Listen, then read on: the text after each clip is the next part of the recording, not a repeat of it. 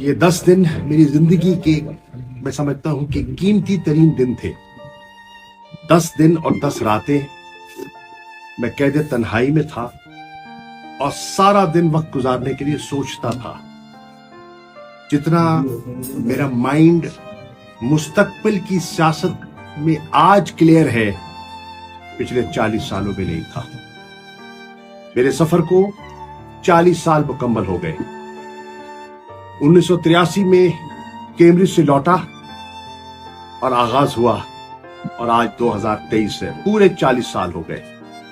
लेकिन इन 10 रातों और 10 दिनों ने ज़हन पलट दिया है।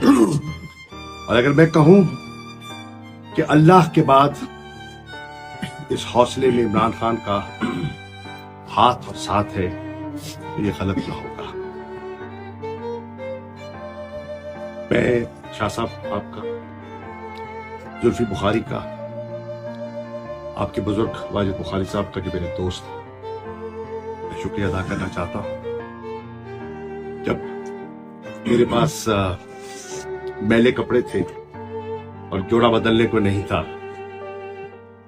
तो आपकी तरफ से 2 जोड़े मिले। शाम को बनियान धोता था, जुलाब धोता था और फिर पहनता था कि मच्छरों से बचने के लिए। तो मैं ये याद रहेगी।